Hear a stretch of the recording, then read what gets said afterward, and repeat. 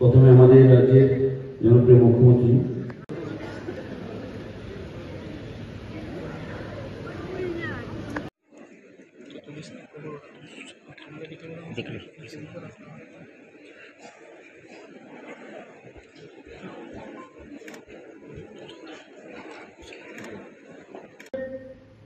আজকে যে বিকশিত ভারত, আত্মনির্ভর ভারত, সংকল্প থেকে সিদ্ধি, সেই যে কথাগুলো, সেটার যে কার্যকাল নরেন্দ্র মোদীজির সময়ে আমরা দেখতে পাচ্ছি।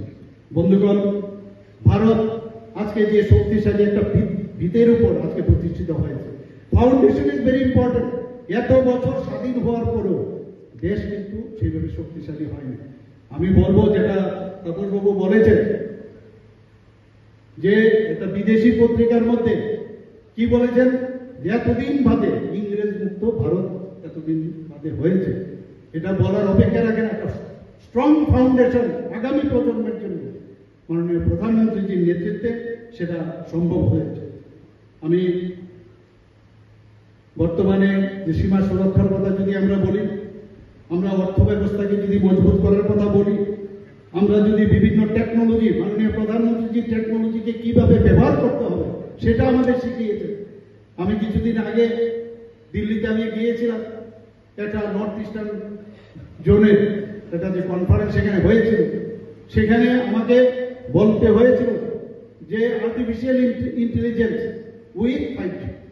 সেটা আমি পড়তে গিয়ে আমি যা দেখলাম, কি চিন্তা ভাবনা মাননীয় প্রধানমন্ত্রীজি। আজকে এখানে আমার সাথে কৃষিমন্ত্রী মহোদয় এখানে আছেন, যে আর্টিফিশিয়াল ইন্টেলিজেন্সে বারবার বলছে কৃষি কৃষি আমাদের দেশ কৃষি প্রধান দেশ।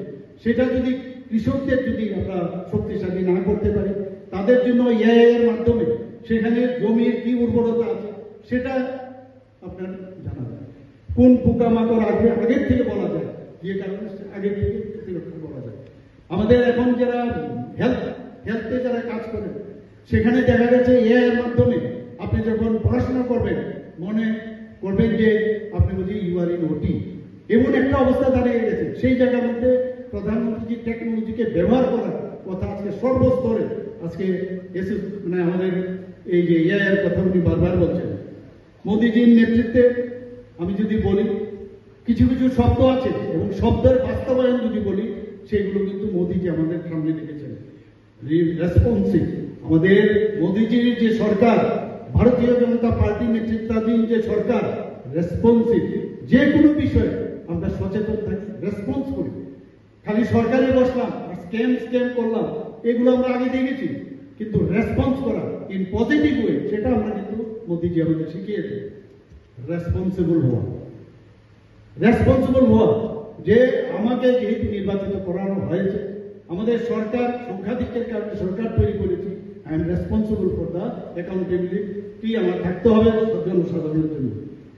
এই পেহেলগাম যেখানে আমাদের যে পর্যটকরা সেখানে গেছে, 26 জনকে যে নির্মম ভাবে হত্যা করেছে, 25 জন আমাদের ভারতীয়, একজন নেপাল থেকে, তখনই বুঝেছিলাম যে বিহার থেকে যে সাবধানী বাণী দিয়েছেন এবং সেটা অক্ষরে অক্ষরে উনি পালন করবেন।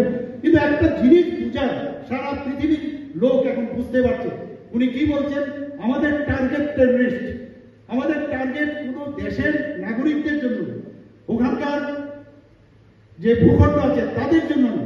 কিন্তু সেই যে প্রমাণ উনি দিয়েছেন এবং সেই বার্তাটাই যারা যারা বিভিন্ন যে আমাদের পলিটিক্যাল পার্টি ভারতে আছে, তারা যখন বাইরে গেছিল তাদেরকে বলে দেওয়া হয়েছে যে আপনারা এই বিষয় নিয়ে, এবং সুন্দরভাবে আজকে ভারত কোন জায়গায় কি চিন্তা ভাবনায় আছে সেটা ওনারা বলেছেন।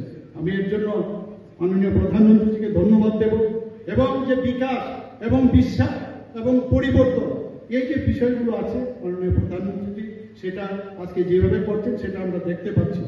মোদীজির নেতৃত্বে বিজেপি সরকার যখন গঠন হওয়ার পর থেকে ঘোটালা, কেলেঙ্কারি, স্ক্যাম, এগুলো কিন্তু আমরা দেখতে পাচ্ছি। আমাদের সরকারও আমরা যে ত্রিপুরা প্রদেশে আছি, ভারতীয় জনতা পার্টির অন্যান্য যে প্রদেশে সরকার আছে বা এনডিএর যে সরকার আছে, কোথাও কারণ সুবিধা নেই, কিছু করার উপায় নেই, স্ক্যাম, কেলেঙ্কারি, ঘোটালা, অসম্ভব ব্যাপার, করা যাবে না। এই যে নতুন ভাবে পলিটিক্স, পারফরমেন্স পলিটিক্সের যে নতুন পরিবেশা, সেটা মাননীয় প্রধানমন্ত্রী আজকে আমাদের যে সুশাসনের যে ব্যবস্থা, কিভাবে সুশাসন করতে হয়, গুড গভর্নেন্স, সেই কথাটা উনি এনেছেন। শুধু তাই নয়, আমাদের মহান যে সংস্কৃতি, আমাদের যে ধর্মীয় যে জাগরণ, সেটাও মাননীয় প্রধানমন্ত্রী আমাদের সামনে রেখেছেন। আজকে যদি আমরা কাশী বিশ্বনাথ করিডোরের কথা বলি, আজকে যদি রাম মন্দির নির্মাণের কথা বলি, মহাকালেশ্বর মন্দিরের যে উন্নয়ন, কেদারনাথ মন্দির, এরকম প্রচুর যে নিদর্শন উনি আমাদের সামনে রেখেছে। আমাদের যে ঐতিহ্য, আমাদের পরম্পরা, সেগুলো আমাদের নেক্সট জেনারেশনের জন্য সেটা আনতে হবে, এবং সেই কাজটা উনি আজকে এখানে করেছেন। 370 এবং 35-এ ধারা বিলোপ করার সময় আমরা কথা হয়েছে। আজকে যখন আমাদের মুসলিম যে বোনেরা, মায়েরা আছেন, তাদেরকে 3 বার যদি 3 তালাক বলা হতো, তাদের তালাক হয়ে যেত।